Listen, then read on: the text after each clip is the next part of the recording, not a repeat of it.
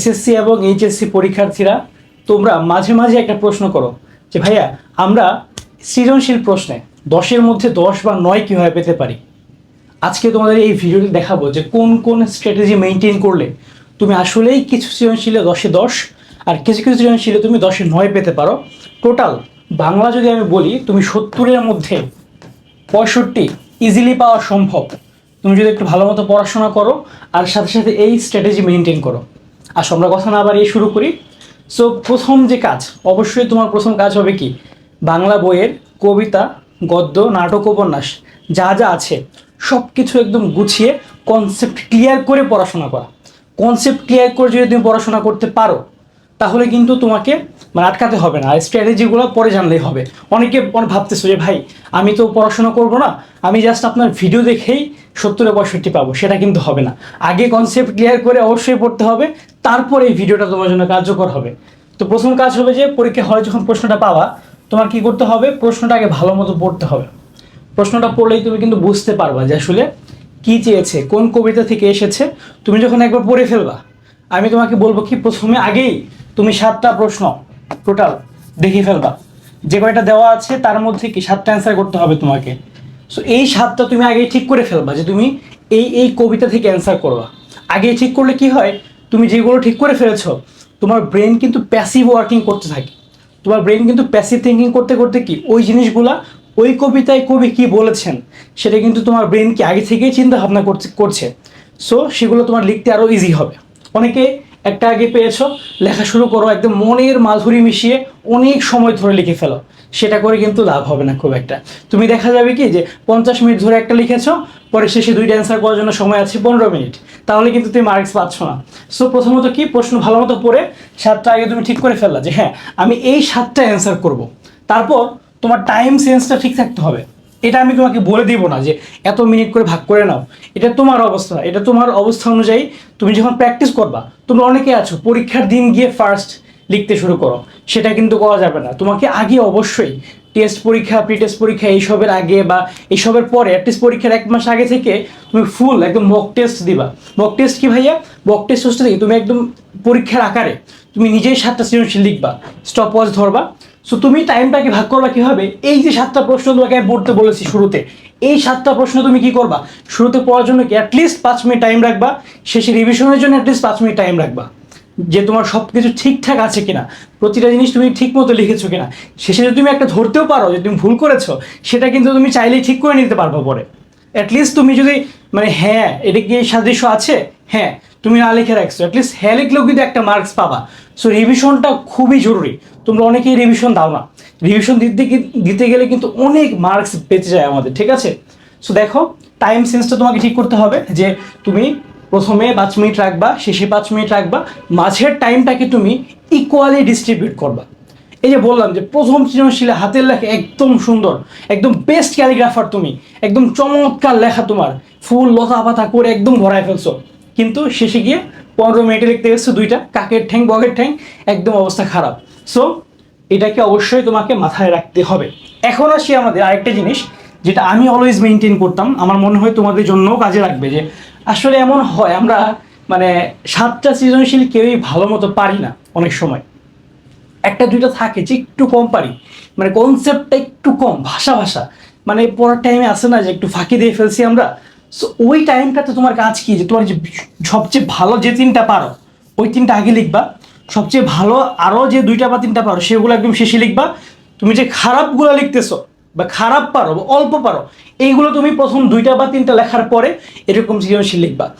তোমার খাতা যাতে শুরুতেও ভালো থাকে, টিচার নাম্বার দিচ্ছে, মাঝে একটু খারাপ হইলে একটু ছন্দপতন হচ্ছে, বাট শেষে গিয়ে যাতে আবার তোমার খাতাটা ভালো পায়, ওভারঅল যাতে মার্কিংটা ভালো হয়।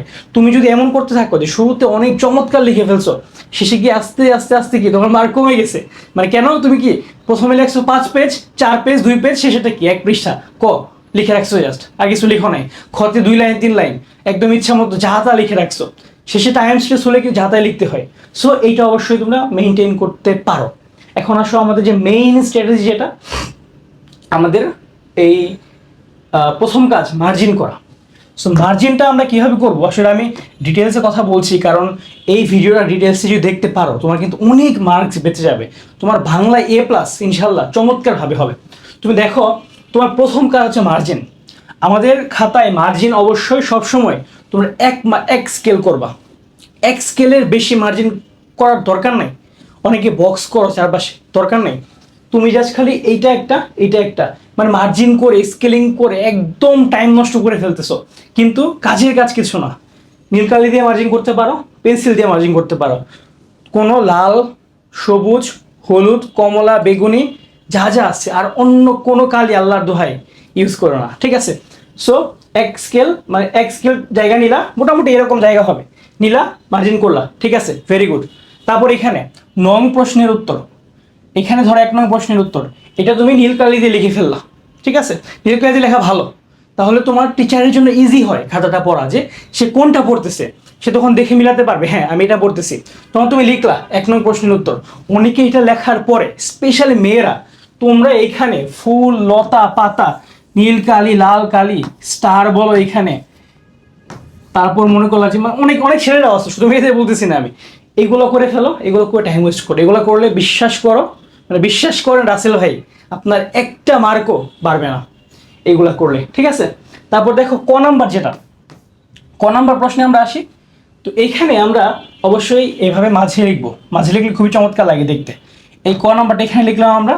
আর আমরা সবসময় জানি যে এখানে কি একটা এক লাইনের জ্ঞানমূলক প্রশ্ন আসে, রবীন্দ্রনাথ কত সালে নোবেল পুরস্কার পেয়েছিলেন। সো এইখানে একটু গ্যাপ রাখবা, এই যে একটু গ্যাপ রেখে তারপর লিখবা যে রবীন্দ্রনাথ ঠাকুর 1913 সালে নোবেল পুরস্কার লাভ করেছিলেন, শেষ, এইটুকু। অনেকে এক কাজ করো, এখানে শুধু লিখে রাখো রবীন্দ্রনাথ ঠাকুর, এটা মনে রাখবা, no one word answer. 1 number, ভাই তোমাকে 1 নাম্বার দিচ্ছে, একটা ওয়ার্ড লিখে 1 নাম্বার পাওয়ার দরকার নেই, ঠিক আছে তুমি 1 নাম্বার পাবা, কিন্তু তোমার টিচারের কাছে একটা ব্যাড ইমপ্রেশন তৈরি হবে, যেটা আমাদেরকে টিচার সবসময় বলতো কলেজে, যে এখানে আমি 1 নাম্বার তোমাকে দিব, কিন্তু তুমি যে একটা ডজার সেটা কিন্তু ধরা পড়ছে, সেটার ইফেক্টটা কিন্তু পরবর্তীতে গিয়ে পড়বে, ওকে? তারপর অবশ্যই এই যে ক লিখলা, খুব বেশি গ্যাপ দিবা না, অল্প অল্প। তারপর ক শেষ করেছ, খুব বেশি গ্যাপ দিবা না, অল্প গ্যাপ দিয়ে খ লিখবা। খ লেখার এখানে গিয়ে আমাদের যেহেতু 2 মার্ক, সৃজনশীলে একটা জিনিস মেনটেন করবা, 1-এর জন্য 1 প্যারা, খ-এর জন্য 2 প্যারা, গ-এর জন্য 3 প্যারা, ঘ-এর জন্য 4 প্যারা। আসছি আমি ডিটেলসে। এইখানে দেখো খতে গিয়ে তুমি আগে এখানে কি কি প্রশ্ন আসতে পারে। ধরো এখানে একটা প্রশ্ন আসতেছে, লেটস সে সোনার তরী কবিতা, এইচএসসির জন্য, ওকে? সো সোনার তরী কবিতায় এখানে কবি সোনার তরী বলতে কি বুঝিয়েছেন? সো তোমার এসএসসি যারা আছো, তোমাদের অন্য যে কবিতা আছে সেগুলো হতে পারে, ঝর্ণার গান হতে পারে, এটা সেটা হতে পারে, ঠিক আছে? তারপর হচ্ছে বিভীষণের প্রতি মেঘনাদ হতে পারে। সো এখানে দেখো তোমার এইখানে জ্ঞানমূলক উত্তরটাকে লিখবা যে সোনার তরী বলতে কবি এইটা বুঝিয়েছেন, জাস্ট এক কথায় এই প্যারাটাতে। এই যে তোমার 1 নাম্বার হয়ে গেল। এখানে তুমি ঠিক মতো লিখলে কি 1 পেয়ে গেলা, এখানে 1 পেয়ে গেলা। তারপর তুমি এখানে এই যে অনুধাবনমূলক, যে তুমি এটাকে অনুধাবন কিভাবে করতে পারো, কেন সোনার তরী বলতে এটা বুঝিয়েছেন, এখানে তুমি লিখলে হ্যাঁ কবি হচ্ছে এই কারণে এটাকে বুঝিয়েছেন সোনার তরী হিসেবে। এখানে কিন্তু তুমি আরও 1 নাম্বার পেয়ে গেল, একদম কি স্ট্রাকচার্ড। এখানে কিন্তু মার্ক কমার কিন্তু সুযোগ আমি দেখছি না এই দুইটাতে। আমাদের কমন কিছু মিথ আছে, সেই দুইটা জিনিস আমি একটু বলি, যে আমাদের টিচাররা খাতা ওজন করে মার্ক দেয়, তারপর যত পেজ তত নাম্বার, নো, নেভার, এসব বুলশিট। এইগুলো একদম মাথায় নেওয়া যাবে না, ঠিক আছে? এইগুলো কোনোভাবে তুমি মাথায় নিবা না, এইগুলো নিয়ে কোনো চিন্তা ভাবনা করবা না। তোমার লেখা হতে হবে পরিমিত। সবসময় তুমি কি মানে কোয়ান্টিটির চেয়ে কোয়ালিটিতে বেশি নজর দিবা, ঠিক আছে? আমাদের দেখো ক আর খ গেল। এখন আমরা যদি গতে আসি, গতে কিন্তু আমরা কি বলেছি 3টা পার্ট হবে, ওকে? তো গতে আসলে নর্মালি কি কি প্রশ্ন আসে? নর্মালি আসে হচ্ছে তোমার উদ্দীপকের সাথে কোন চরিত্রের সাদৃশ্য বা বৈসাদৃশ্য রয়েছে, চরিত্র হতে পারে, কোন গল্পের হতে পারে, সব কিছু। সো এখানে জ্ঞানমূলক, তুমি এখানে বেশি জিনিস ভাই লিখতে যাবা না। এখানে তোমাকে চেয়েছে কোন চরিত্রের সাথে মিল আছে, লিখে দিলা। এখানে কি এই চরিত্রের সাথে মিল আছে, বোধার সাথে লেটসে মিল আছে, হয়ে গেল, হ্যাঁ শেষ, তুমি দিয়ে দিলা 1 নাম্বার কি কমপ্লিট। তারপর তুমি এখানে সেকেন্ড পার্টে এসে অনুধাবনমূলক লিখবা, ওই কবিতার মূল ভাবটা, ওই গল্পের মূল ভাবটা মানে ওই গল্পের মূল ভাব বলতে কি যে ওই পার্টটুকু মানে প্রশ্নের স্পেসিফিক পার্টের মূল ভাবটাকে তুমি একটু গুছিয়ে লিখবা, জাস্ট 3 লাইনে, খুব বেশি লিখতে হবে না, 3 থেকে 4 লাইন। এখানে তুমি স্ট্রাকচার ভাবে লিখতে পারো, আরও 1 মার্ক দিতে বাধ্য তোমার টিচার, কোনোভাবেই কাটার সুযোগ নেই ঠিক মতো লিখতে পারো। এইখানে হচ্ছে তোমার প্রয়োগ পার্ট। প্রয়োগ পার্টে এখন এসে তুমি তুমি উদ্দীপকের সাথে কি পেয়েছো আর তোমার গল্পের সাথে কি পেয়েছো, দুইটাকে এখন কি মার্জ করার টাইম এসে গিয়েছে। তুমি যদি গুছিয়ে লিখতে পারো যে উদ্দীপকে বলছে সে ইলিশ মাছ খায়, কবিতায়ও ছিল সে ইলিশ মাছ খায়, তার মানে কি তাদের মধ্যে কি সাদৃশ্য রয়েছে। আর এমন যদি থাকে যে উদ্দীপকে কি ইলিশ মাছ খায় কিন্তু কবিতায় পাঙ্গাস মাছ খেয়েছিল, তাহলে কিন্তু কি মিল নেই। সো এখানে তুমি কি একদম প্রয়োগ করে দেখিয়ে দিলা, এইখানে তোমাকে 1 মার্ক দিতে টিচার বাধ্য, তুমি যদি ঠিক মতো স্ট্রাকচার ওয়েতে করতে পারো। গেল, তারপর মোটামুটি ধরো তোমার কোয়েশ্চেনটা এই পর্যন্ত আসবে। তো অনেকে কী করো, একটা ভুল করে ফেলো, তোমরা লিখতে লিখতে লিখতে লিখতে এই পর্যন্ত একদম লিখে ফেলো। দরকার নেই ভাই, তোমাকে আমি কি বললাম, তুমি হইতেছে এখানে 1 লাইন লিখবা, এখানে 3 লাইন লিখবা, এখানে 6 থেকে 8 লাইন লিখলা। তোমার ধরো মোটামুটি লিখে ট্রাই করবা এই পেজের মধ্যে পর্যন্ত আসতে, মানে মাঝখান পর্যন্ত আসতে। এখানে কিন্তু 1 নম্বর তোমাকে টিচার দিয়ে দিবে, এখানে 3 পাওয়া ইজি। এই জন্য তোমাকে কি 2 পৃষ্ঠা লিখতে হবে না। তোমার টার্গেট থাকবে প্রতিটা সৃজনশীল যাতে তুমি একদম ভালো মতো লিখতে পারো, প্রতিটা সৃজনশীল যাতে তুমি একদম ইকুয়ালি ডিস্ট্রিবিউট করতে পারো, ঠিক আছে। এখানে তোমাকে একটু কি কমিউনিস্ট হইতে হবে, ঠিক আছে, সোশ্যালিস্ট হইতে হবে। আচ্ছা, এই পেজটাতে আর কিছু লিখবা না, এটাকে একটু ফাঁকা রেখে দিলা। আর যদি এমন হয় তোমার এইখানে শেষ হয়ে যেতেছে, এখানে 1 2 লাইনে, তখন তুমি এখানে ঘটা শুরু করতে পারো। বাট আমি সবসময় কি করতাম, এইটুকুকে মানে এই পর্যন্ত মাঝামাঝি পর্যন্ত আসলে এখানে ফাঁকা। তো এখানে অনেকে বলতে পারো যে হ্যাঁ পরের পেজে গেলে টিচাররা খাতা দেখবে না, এখানে ফাঁকা থাকলে। নো, নেভার, এগুলো হয় না। তোমার টিচার যখন দেখবে তোমারটা স্ট্রাকচারভাবে আগানো, সে অবশ্যই দেখবে, প্রতিটা পৃষ্ঠা তোমার দেখবে। আমরা লিখে এসেছি, আমরা প্রতিটা এসএসসি বলো, জিএসসি বলো, এইচএসসি বলো, পরীক্ষা দিয়েছি, A+ পেয়েছি, আলহামদুলিল্লাহ, বৃত্তি পেয়েছি, সব কিছু করে এসেছি। কলেজে আলহামদুলিল্লাহ বাংলায় খুব ভালো মার্কস পেয়ে এসেছি। সো আমরা জানি যে কীভাবে লিখতে হয়। তারপর এখানে দেখো ঘ নাম্বারটা, ঘ নাম্বারে কিন্তু 4টা পার্ট।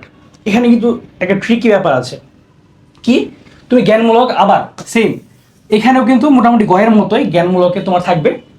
এখানে তোমার হচ্ছে যে এখানে একটু গয়ের থেকে ঘটা প্রশ্নটা একটু বড় থাকে, লেসটা একটু বড় থাকে।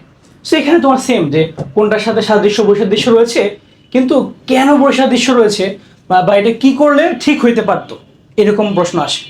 সো তুমি লেখলা জ্ঞানমূলক, তারপর আবার ওই পার্টের মূল ভাবটা তুমি অনুধাবন করে লিখলা। তারপর প্রয়োগে গিয়ে তুমি কি করবা, তুমি হচ্ছে এইখানে এসে তুমি উদ্দীপকের আর গদ্যের মানে বা পদ্যের, হ্যাঁ, উদ্দীপক বলো, গদ্য আর পদ্য, এইটা তুলনামূলক আলোচনা করবা, যেটা তুমি করেছিলে গতে, গড় একদম লাস্ট পার্টে। ওকে, ডান, তুমি করে ফেললা। তারপর উচ্চতর দক্ষতাতে তুমি এসে তুমি এইখানে যে লিখছিলে না যে সাদৃশ্য বা বৈসাদৃশ্য রয়েছে, তুমি এইখানে এসে র্যাপ আপ করবা। র্যাপ আপ কি মানে, তুমি জিনিসটাকে গুছাবা। মানে তুমি এতক্ষণ যে এত বকবক করলা, তুমি হচ্ছে কি অ্যান্সার পেলা শেষ পর্যন্ত, শেষ পর্যন্ত কি অ্যান্সারটা আসলো, শেষ পর্যন্ত তুমি কনক্লুশনে কি কনক্লুশন দাঁড়াচ্ছে এখানে, সেটা তুমি এসে এখানে করলে কিন্তু কি মোটামুটি গুছিয়ে ফেলতে পারবা, ঠিক আছে। ওকে, সো মোটামুটি যদি এই স্ট্র্যাটেজি তুমি মেনটেন করতে পারো, ইনশাল্লাহ সৃজনশীলে আমি কথা দিচ্ছি তুমি অ্যাটলিস্ট 60+ তো ইনশাল্লাহ পাবেই, চাইলে 65ও পাওয়া সম্ভব, যদি তুমি ঠিক মতো প্রতিটা জিনিস গুছিয়ে পড়াশোনা করো অ্যান্ড তোমার কনসেপ্ট ক্লিয়ার থাকে, অ্যান্ড এই স্ট্র্যাটেজিগুলো যদি তুমি মেনটেন করতে পারো। তোমরা যারা এসএসসি পরীক্ষার্থী আছো, তোমরা যদি আমাদের ফেসবুক থেকে ভিডিওটা দেখো, তোমরা হচ্ছে ইউটিউবে গিয়ে অন্বেষণ স্কুল এই চ্যানেলটা সাবস্ক্রাইব করতে পারো। আর আমাদের ফেসবুক যেটা পেজ আছে অন্বেষণ, সেটা তুমি সাবস্ক্রাইব করে রাখতে পারো। আর আমাদের ইউটিউব চ্যানেল যেটা আছে এইচএসসির জন্য, সেটা অন্বেষণ, ঠিক আছে। মোট কথা তুমি অন্বেষণ অ্যান্ড অন্বেষণ স্কুল এই দুটো জিনিস সাবস্ক্রাইব করো, আর ফেসবুকে অন্বেষণটাকে লাইক দিয়ে রাখো, একটা ফলো দিয়ে রাখো। ইনশাল্লাহ তোমার এইচএসসির প্রতিটা সাবজেক্টের আমরা গাইডলাইন নিয়ে আসছি, আমরা ম্যারাথন ক্লাস নিয়ে আসছি খুব দ্রুত। ধন্যবাদ সবাইকে, আসসালামু আলাইকুম।